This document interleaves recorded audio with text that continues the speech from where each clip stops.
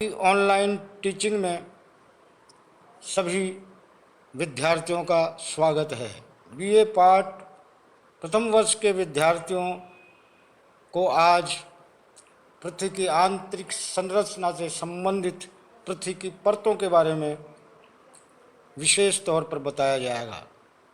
हमारी पृथ्वी का जो बाह्य आवरण है, जो ठोस दृढ़ भूखंडों का बना है, उसे हम भूपरपट्टी कहते हैं। पृथ्वी का वह आवरण जो दृढ़ भूखंड है, दृढ़ है, उसको भूपरपट्टी कहा जाता है। पृथ्वी के आंतरिक भाग में जो संरचना पाई जाती है वो परतों के रूप में पाई जाती है। जिस तरह से हम प्याज के छिलके उतारते हैं, उसी तरह हमारी पृथ्वी के आंतरिक भाग में परतें पाई जाती हैं। ऑस्ट्रिया के प्रसिद्ध भूगर्भवेत्ता स्वेस ने हमारी पृथ्वी के आंतरिक भाग को 3 परतों में विभाजित किया है।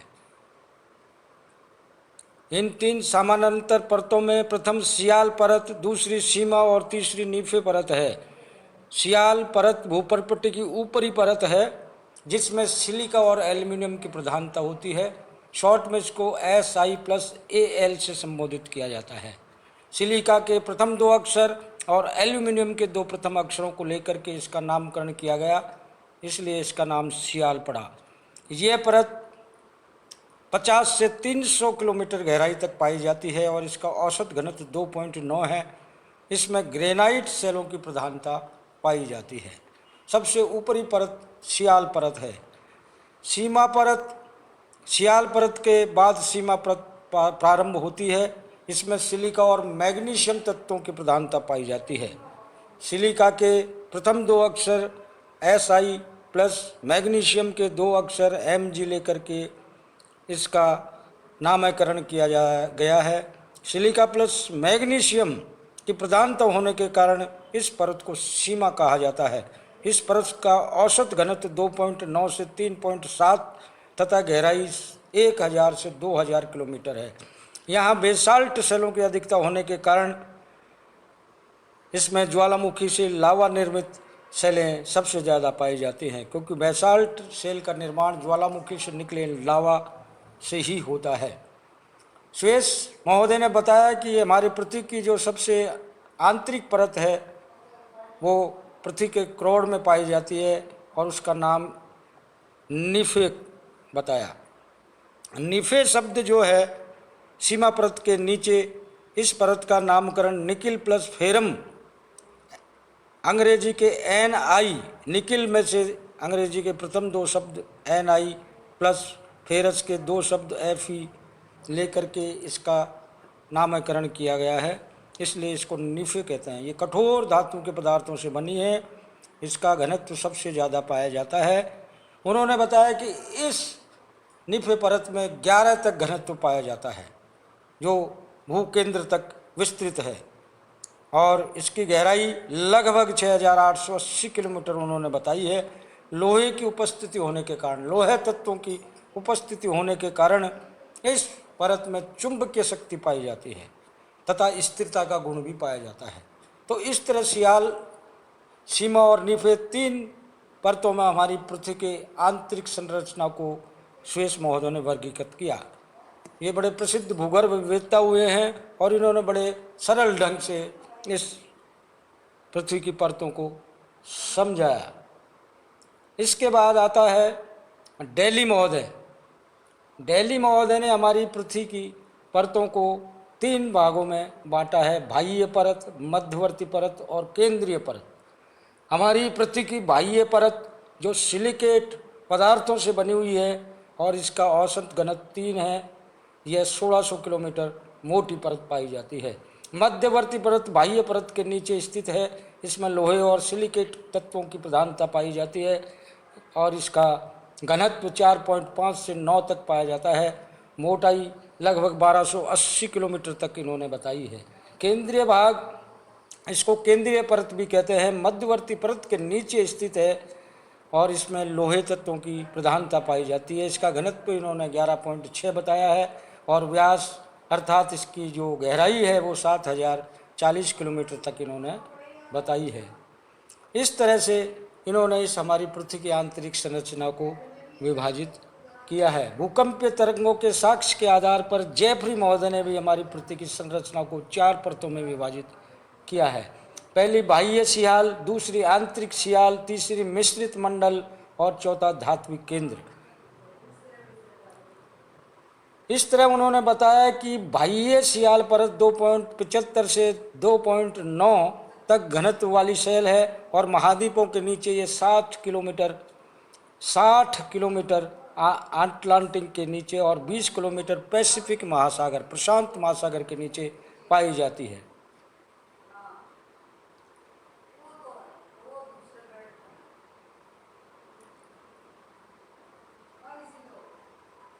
Oxygen, aluminium, silicate, potassium, sodium तत्वों की इस परत में प्रधानता पाई जाती है। आंतरिक सियाल परत का घनत्व 3.1 से 4.75 है और इसकी मोटाई 60 से 1140 किलोमीटर है। मैग्नीशियम, लोहा, कैल्शियम, लोहा, निकल आदि की इसमें प्रधानता पाई जाती है। मिश्रित मंडल, इसका घनत्व 4.75 से 5 और 1140 से 2900 किलोमीटर की गहराई पर यह परत देखने को मिलती है। इसमें लोहा, निकल, मैग्नीशियम की अधिकता पाई जाती है।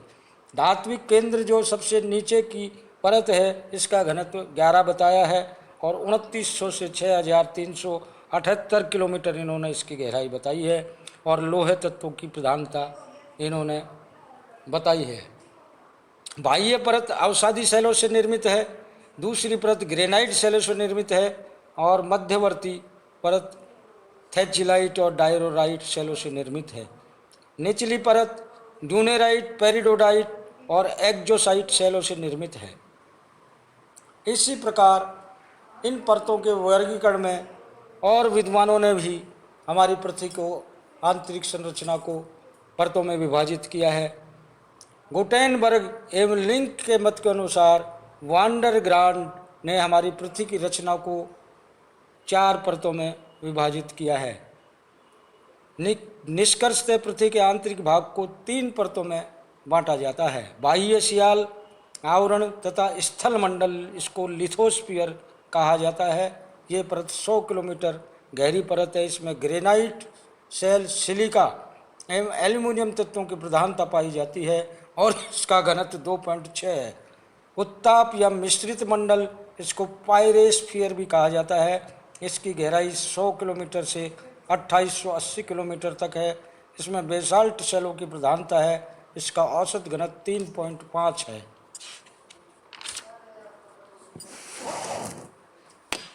तीसरी परत गुरुमंडल है। यह 2880 किलोमीटर से नीचे भूकेंद्र तक विस्तृत है। इस परत की रचना निकिल व लोहे से हुई है। इसका घनत्व 8 से 11 है। इन सब के बावजूद हमारी जो पृथ्वी है इसके आंतरिक भाग को अब नया जो मत आया है, इसको अभिनव मत कहते हैं, जो भूकंपीय तरंगों के आधार पर और उनसे प्राप्त साक्ष्य प्रमाणों के आधार पर इस अभिनव मत की रिसेंट व्यूज की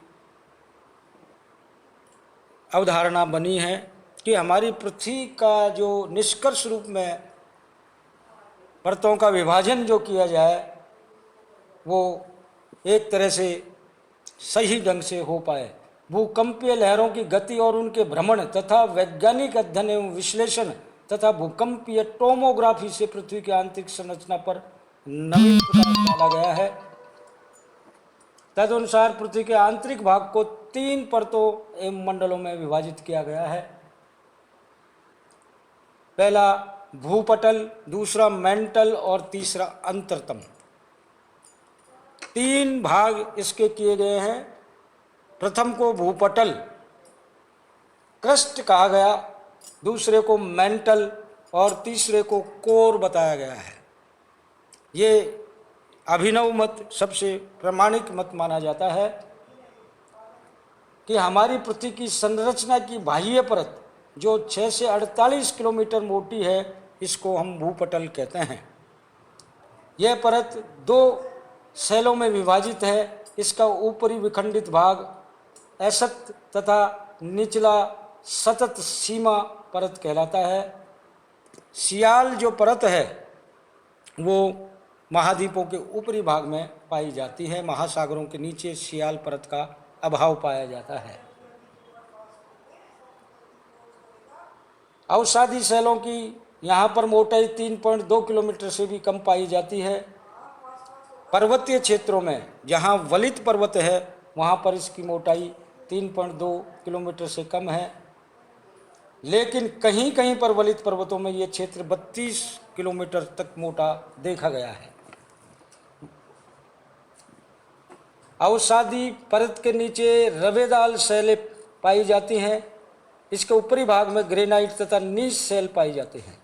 पश्चिमी ऑस्ट्रेलिया, प्रायद्वीपीय भारत, मध्य अफ्रीका, ब्राजील के पठार, पूर्वी कनाडा, स्कैंडिनेविया तथा उत्तरी पूर्वी एशिया में ये रवेदार शैलें विशाल क्षेत्रों में विस्तृत हैं। भूपटल तथा मेंटल का सीमावर्ती क्षेत्र, जिसको मोहरोविसिक अशांतत्य कहा जाता है, मोहरो डिसकंटिन्यूटी कहा जाता है, ये शैलों का रासायनिक संगठन ऊपर नीचे की शैलों से भिन्न करता है।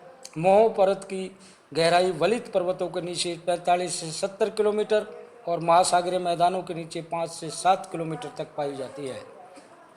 अब हम आते हैं मेंटल परत पर। तो मेंटल परत है जो भूपटल तथा अंतरतम के मध्य की परत है।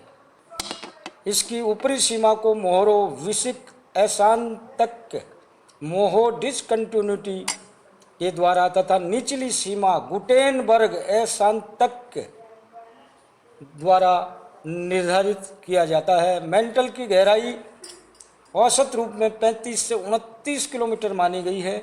इसका घनत्व मोहो परत के निकट 3.3 तथा गुटेनबर्ग पर्वत के निकट 5.7 है। मेंटल की रचना सघन तथा दृढ़ शैलों से हुई है, जिसमें मैग्नीशियम तथा लोहे तत्वों की प्रधानता पाई जाती है। अतएव इसे पेरिडोटाइट परत भी कहते हैं। इसका दूसरा नाम पेरिडोटाइट परत है। ऐसा भी अनुमान लगाया जाता है कि ऊपरी मेंटल में सल्फाइड तथा निचले मेंटल में निकिल तथा लोहे की प्रधानता है। मेंटल के भीतर लघु अशांतत्वों में के होने की संभावना व्यक्त की गई है। इस तरह से फिर हम मेंटल को दो भागों में विभाजित करते हैं। तो निचला मेंटल, जिसको मध्य मंडल कहा जाता है, और ऊपरी मेंटल जिसको दुर्बलता मंडल कहा जाता है। इस तरह से इसको दो भागों में बांटा गया है, मध्य मंडल और दुर्बलता मंडल। दुर्बलता मंडल में भूकंपीय तरंगों की गति मंद हो जाती है, अतः इसे मंद गति का मंडल भी कहा जाता है। जबकि हमारी पृथ्वी का ये जो मेंटल भाग है, इसको दो भागों में तो विभाजित कर दिया, लेकिन यहाँ पर भी भूकंपीय तरंगों की गति में अंतर देखा गया है। दुर्बलता मंडल का निचला भाग मध्य मंडल की भांति ठोस पाया जाता है, किंतु उसका ऊपरी भाग कोमल और लचीला है। आंशिक रूप से द्रव अवस्था में इसको बताया गया है, क्योंकि यहाँ भूकंपीय तरंगे मंद हो जाती हैं। इस तरह से मेंटल को दो भागों में विभाजित करके पृथ्वी के मध्य भाग को, पृथ्वी के अंदर का जो मध्य हिस्सा है, उसको समझाया गया है इस अभिनव मत के द्वारा। तीसरा जो भाग है वो अंतरतम कहलाता है। इसको हम कोर परत कहते हैं। पृथ्वी का केंद्रीय भाग यही अंतरतम है। इसकी रचना सघन अर्थात निकिल और लोहे जैसे भारी और ठोस पदार्थों से हुई है, और यहाँ पर माना जाता है कि 2700 डिग्री तापमान होना चाहिए। इसकी बाह्य परिधि 2900 किलोमीटर गहराई पर गुटेनबर्ग अशांतत्य से प्रारंभ होती है, जहाँ बाह्य अंतरतम संभवतः तरल अवस्था में पाया जाता है। अर्थात इसको भी हमने दो भागों में विभाजित कर दिया है, आउटर कोर और इनर कोर, बाह्य अंतरतम और आंतरिक अंतरतम। जहाँ बाह्य अंतरतम संभवतः तरल अवस्था में है, इस परत का आंतरिक भाग, जिसका अर्धव्यास लगभग 1400 किलोमीटर है और इसका घनत्व 9.5 से 14.5 तक देखा गया है। तो आंतरिक जो कोर है, जहाँ पर ये सबसे सघन पदार्थ पाए जाते हैं, वहाँ सबसे ज़्यादा घनत्व पाया जाता है, जो 9.5 से लेकर के 14.5 तक है। और यहीं चुंबकीय पदार्थों की चुंबकीय शक्ति पाई जाती है। प्राथमिक तथा गौण तरंगों की गतियों के आधार पर यह सूचित होता है, अर्थात ये निष्कर्ष निकाला गया है कि पृथ्वी की आंतरिक संरचना में क्रम से आंतरिक अंतरतम, तरल बाह्य अंतरतम, मोटे मेंटल, कोमल दुर्बलता मंडल तथा दृढ़ भूखंड सम्मिलित किए गए हैं। इस तरह से हमारी पृथ्वी की आंतरिक संरचना को परतों में विभाजित किया गया।